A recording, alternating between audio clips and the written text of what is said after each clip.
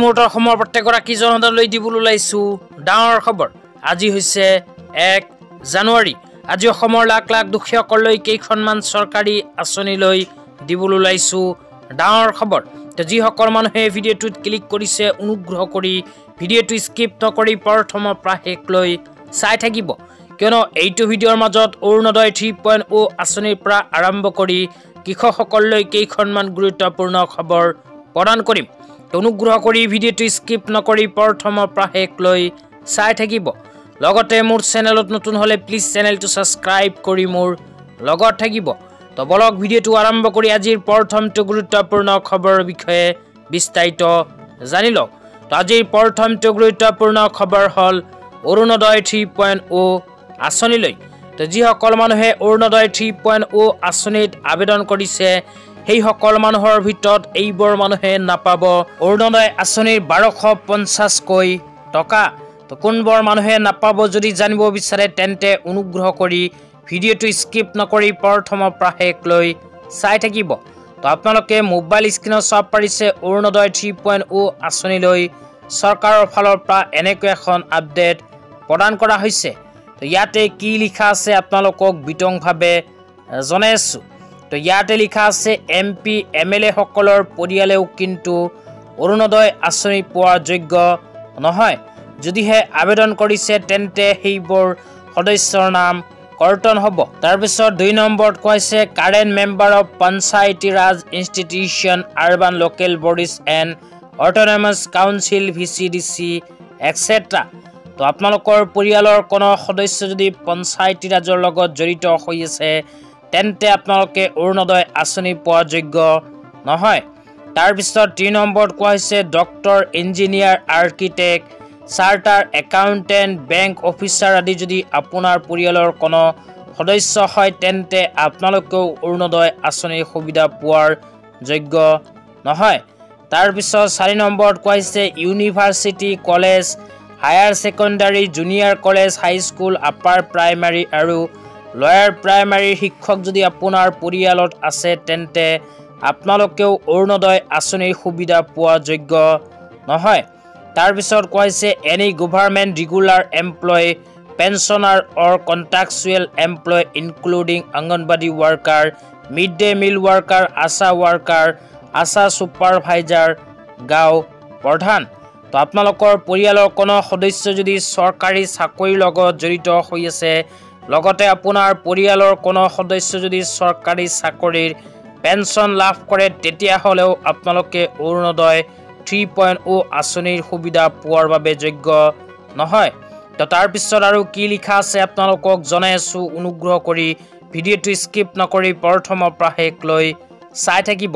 তো তাৰপিছত ইয়াতে কি লিখা আছে আপোনালোকক বিতংভাৱে জনাই আছোঁ। তো তাৰপিছত লিখা আছে government contractor and supplier, real estate builders institution, trade and licence holder who pay income tax.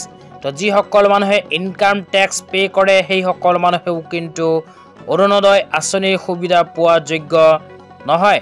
যদিহে ইনকাম টেক্স পে' কৰাসকলে অৰুণোদয় আঁচনিত আবেদন কৰে তেন্তে অতি শীঘ্ৰেই কৰ্তন হ'ব নাম।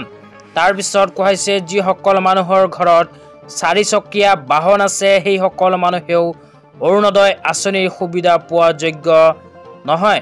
ইয়াৰ লগতে যিসকল মানুহে অসম চৰকাৰৰ ফালৰ পৰা আগতে কোনো অৰুণোদয় আঁচনিৰ নিচিনা সুবিধা পাই আছে বা অৰুণোদয় আঁচনিৰ সমান আৰ্থিক সুবিধা পাই আছে সেইসকল মানুহেও অৰুণোদয় 3.0 আঁচনিত আবেদন কৰাৰ যোগ্য নহয়। যদিহে আবেদন কৰিছে তেন্তে অৰুণোদয় আঁচনিৰ পৰা কৰ্তন হ'ব নাম। তেতিয়া আপোনালোকক দিবলৈ ওলাইছোঁ আজিৰ দ্বিতীয়টো খুবেই গুৰুত্বপূৰ্ণ খবৰ। তো আজিৰ দ্বিতীয়টো গুৰুত্বপূৰ্ণ খবৰ হ'ল কৃষকসকলৰ বাবে। তো আপোনালোকে মোবাইল স্ক্ৰীনত চাব পাৰিছে যোৰহাট জিলা কৃষি বিভাগৰ ফালৰ পৰা এনেকৈ এখন আপডেট প্ৰদান কৰিছে। তো অসমৰ সকলোবোৰ জিলাতেই কিন্তু এনেকুৱাকৈ আপডেট প্ৰদান কৰিছে।